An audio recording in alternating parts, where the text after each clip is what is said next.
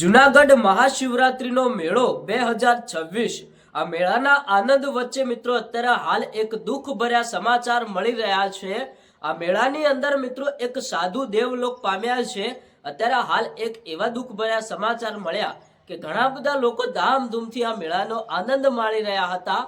દેશ વિદેશથી સાધુઓ આવેલા હતા અને મિત્રો એમાંથી એક એવી ઘટના બને છે કે જે કોઈ મોટી ઉંમરના સાધુ છે એમનું અવસાન થાય છે, એ સાધુ દેવલોક પામે છે।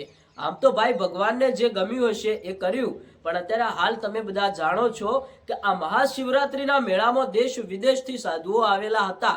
એમાંથી એક સાધુ હવે આપણી વચ્ચે નથી રહ્યા, જેમનું અત્યારે હાલ અવસાન થઈ ચૂક્યું છે।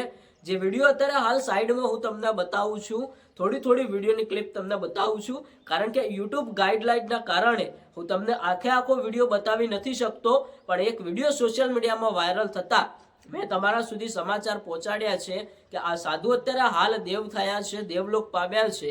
તો એમની આત્માને ભગવાન શાંતિ આપે એ માટે કોમેન્ટની અંદર 2 શબ્દો લખતા જજો, કારણ કે ભાઈ મહાશિવરાત્રીનો મેળો એક એવો મેળો છે કે આ મેળાની અંદર સાધુઓ ભાઈ પૂરી દુનિયામાં હોય કે ગમે તે જગ્યાએ હોય, મહાશિવરાત્રીનો મેળો આવે એટલે ભાઈ સાધુઓ બધા અત્યારે હાલ જુનાગઢની અંદર ભેગા થતા હોય છે। બધા સાધુ એકબીજાને મળતા હોય છે અને આપણા જેવા શ્રદ્ધાળુઓ લોકો ત્યાં સાધુના દર્શન કરવા જતા હોય છે, આશીર્વાદ લેવા જતા હોય છે અને લોકો આ મેળાનો આનંદ માણતા હોય છે। અને એવામાં ભાઈ અત્યારે હાલ આપણને એક આવા સમાચાર મળ્યા છે જે અત્યારે હાલ મેં તમને લાઈવ દ્રશ્યો બતાવ્યા છે। આ વિડીયો સોશિયલ મીડિયાની અંદર વાયરલ થયો છે। હજુ સુધી આ વિડીયોની કોઈ પુષ્ટિ થઈ નથી, તો આપણે તમને ફાઇનલ એવું નથી કહેતા કે અત્યારે હાલ આજનો જ વિડીયો છે, 2 દિવસ પહેલાનો હોઈ શકે, જૂનો હોઈ શકે, એ તમારે ખાસ નોંધ લેવી। પણ અત્યારે હાલ મોટાભાગના લોકો જણાવે છે કે આ વિડીયો નવો જ છે, 2026નો જ છે। તમારું શું કહેવું છે તમે કોમેન્ટ કરીને જણાવતા જજો।